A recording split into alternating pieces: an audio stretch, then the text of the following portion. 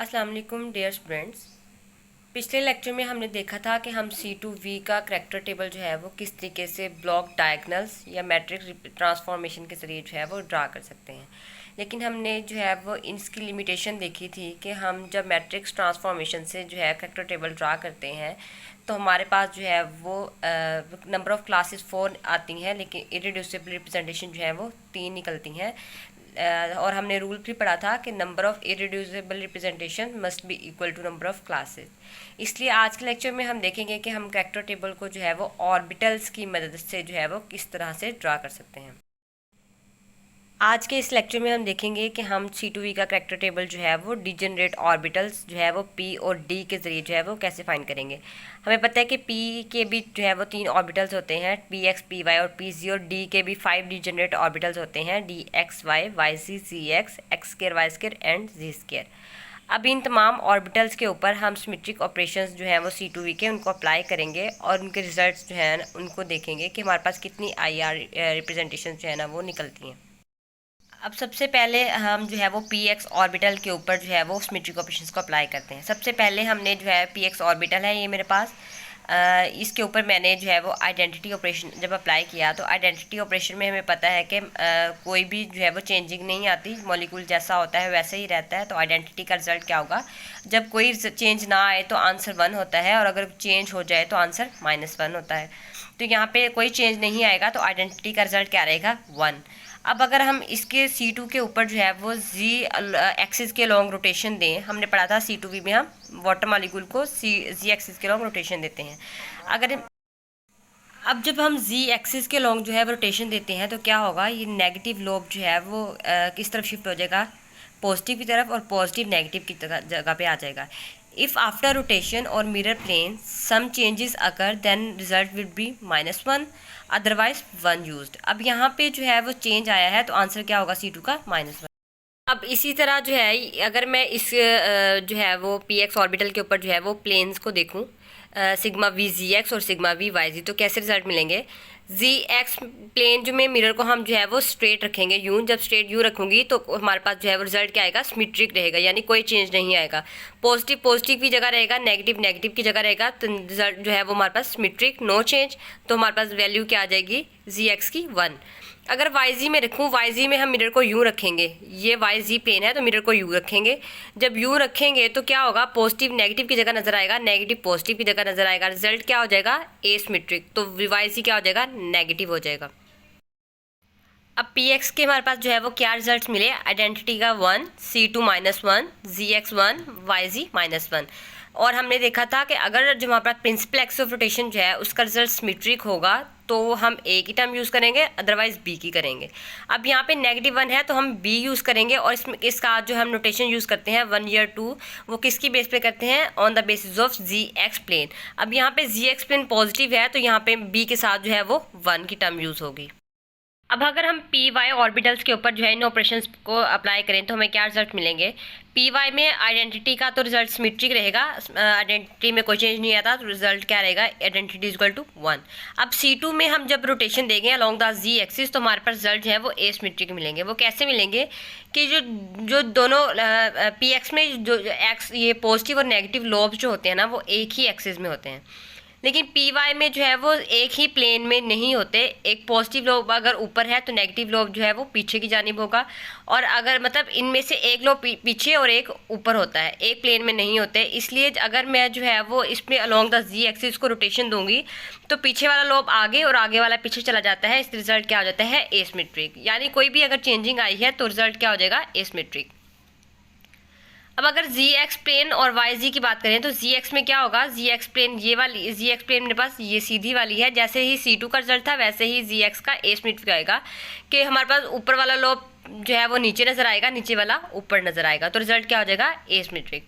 अगर YZ की बात करें तो YZ में क्या होगा, ये पॉजिटिव लोब जो है वो अगर पीछे था तो ये मुझे इस तरफ सामने की तरफ नजर आएगा, लेकिन रहेगा ये पीछे ही।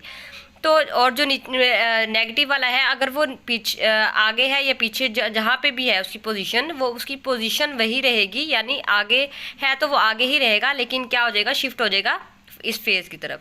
तो रिजल्ट क्या आ जाएगा, सिमेट्रिक। तो ये भी हमारे पास, अब हमारे पास PY के रिजल्ट क्या मिले हमें, identity 1, C2 -1, ZX -1, YZ +1। C2 है नेगेटिव तो यहाँ B की टर्म यूज़ होगी, और ZX यहाँ पे भी नेगेटिव है तो B2 हो जाएगा।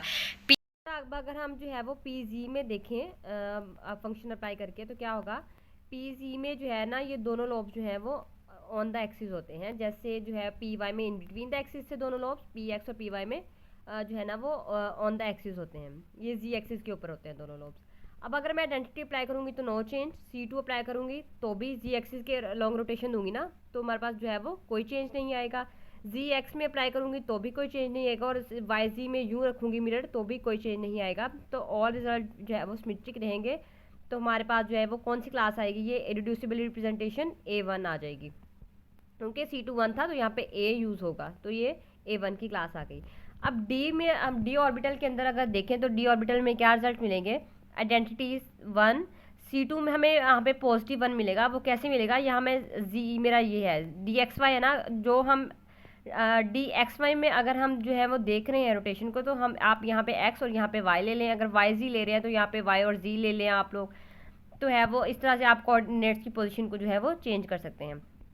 अब अगर मैंने इसकी Z के रोटेशन देंगे तो इस सेंटर से अगर मैं रोटेशन दूँ तो ये पॉजिटिव लोब जो है वो घूम के इसकी जगह आ जाएगा, ये इधर चला जाएगा, नेगेटिव लोब की जगह जाएगा और ये वाला इधर आ जाएगा, तो रिजल्ट जो है वो सिमेट्रिक रहेगा। अगर पॉजिटिव लोब नेगेटिव की जगह आए तो जो है वो रिजल्ट -1 होता है। अब अगर ZX प्लेन अप्लाई करूँ तो ZX प्लेन मेरे पास कौन सी होगी, ये वाली होगी। अब इसका रिजल्ट एसिमेट्रिक होगा, -1 हो जाएगा। क्यों, क्योंकि अगर मैं मिरर को यूँ रखूँगी जैसे ये मैंने दिखाया है मिरर को ZX में, तो क्या होगा, पॉजिटिव नेगेटिव की जगह नजर आएगा, नेगेटिव पॉजिटिव की जगह नजर आएगा, ऊपर नीचे वाले नजर आएंगे, तो ये -1 यानी एसिमेट्रिक रिजल्ट हो जाएगा। YZ की बात करें तो मिरर को यूँ रखूँगी तो भी रिजल्ट एसिमेट्रिक होगा, पॉजिटिव नेगेटिव की जगह, ये वाला पॉजिटिव इसकी जगह नजर आएगा, रिजल्ट वुड बी -1। तो हमारे पास कौन सी इरेड्यूसिबल रिप्रेजेंटेशन मिलेगी, A2 मिलेगी हमें। इस तरह अब अगर हम YZ और ZX में देखें तो हमें क्या रिजल्ट मिलते हैं। YZ में देखें ये हमारे पास जो है, जैसे मैंने इधर XY में यहाँ पे X और Y लिया था, इस तरह अब मैं YZ देख रही हूँ तो यहाँ पे मैं Y और Z ले लूँगी कोऑर्डिनेट्स। अब यहाँ पे भी आइडेंटिटी अप्लाई की तो 1, C2 अप्लाई किया तो C2 इसमें ये है ना, Z एक्सिस मैंने लिया, तो इसमें C2 हमारे पास C2 कैसे होगा, यूँ होगा, यानी इस एक्सिस पे मैं रोटेशन दूंगी। जब यूँ रोटेशन दूंगी तो रिजल्ट एसिमेट्रिक हो जाएगा, ये दोनों आपस में शफल होंगे, ये आपस में शफल हो जाएंगे, तो हमारे पास क्या आ जाएगा, रिजल्ट -1। अब ZX प्लेन को अगर मैं देखूँ तो ZX प्लेन, अगर ये Z है ये X प्लेन है, यूँ मिरर को रखूँगी रिजल्ट एसिमेट्रिक हो जाएगा, यानी ये दोनों फिर आपस में शफल हो जाएंगे। YZ की बात करूँ तो मिरर को मैं सीधा स्ट्रेट रखूँगी, ये पूरा मॉलिक्यूल जो है वो मुझे ऊपर भी नजर आएगा और नीचे भी नजर आएगा, रिजल्ट वुड बी सिमेट्रिक 1 आ जाएगा। तो इससे मेरे पास कौन सी जो है वो मिलेगी, IR मिलेगी। ये C2 -1 है तो B, ZX -1 है तो B2। हमें जो है वो पहले जो है वो PY के रिजल्ट में भी B2 की जो है वो इरेड्यूसिबल रिप्रेजेंटेशन मिली थी। अब अगर ZX की बात करूँ तो ZX में जो है वो इसी तरह, अब अगर हम DZX को देखें, यहाँ पे X और मैंने Z ले लिया है। अब यहाँ पे आइडेंटिटी 1, C2 क्या होगा, C2 ये Z है हमारे पास, तो रिजल्ट क्या हो जाएगा, ये एसिमेट्रिक हो जाएगा, क्योंकि अगर मैं Z के लॉन्ग रोटेशन दूंगी तो ये आपस में ऊपर वाले शफल होंगे, नीचे वाले भी शफल हो जाएंगे, तो रिजल्ट एसिमेट्रिक हो जाएगा। अगर जो है वो हम जो है वो सिग्मा V जो है वो ZX की बात करें, ये ZX प्लेन में तुम्हारे पास क्या होगा, रिजल्ट सिमेट्रिक रहेंगे। मिरर को हम यूँ रखेंगे, पूरा मॉलिक्यूल पीछे और पूरा मॉलिक्यूल आगे नजर आएगा, रिजल्ट सिमेट्रिक रहेगा 1। अब अगर YZ की बात करूँ, YZ में मिरर को यूँ रखेंगे तो क्या हो जाएगा, ये शफल हो जाएंगे, -1, तो सेम रिजल्ट आएगा एज B1, और ये हमें PX से भी मिला था। अब B2 का रिजल्ट जो है वो हमें जो है वो PY से भी मिला था, अब YZ से भी, और हमारे पास B1 जो है इरेड्यूसिबल रिप्रेजेंटेशन ZX से भी मिल रही है और PX से भी मिल रही है। अच्छा, अब आगे अगर हम X स्क्वायर और Y स्क्वायर और DZ स्क्वायर की बात करें तो जो है वो जैसे इनमें जो है वो X स्क्वायर Y स्क्वायर के अंदर क्या होता है, लोब्स जो होते हैं ना ये ऑन द एक्सिस होता है, यानी ये पूरा X पे भी होगा और Y पे भी। जैसे ये YZ ZX में ये लोब्स जो है इन बिटवीन द एक्सिस थे, तो X स्क्वायर Y स्क्वायर और Z स्क्वायर के अंदर जो है ये ऑन द एक्सिस होंगे। जब ऑन द एक्सिस होंगे तो मैं कोई भी इस मॉलिक्यूल्स में कोई चेंजिंग नहीं आएगी, सारे रिजल्ट जो हैं वो सिमेट्रिक रहेंगे। मैं कुछ भी अप्लाई करूं तो कोई चेंज नहीं आएगा, तो इनका रिजल्ट जो है वो PZ से मिलते होंगे, यानी A1 की इरेड्यूसिबल रिप्रेजेंटेशन हमें मिल जाएगी।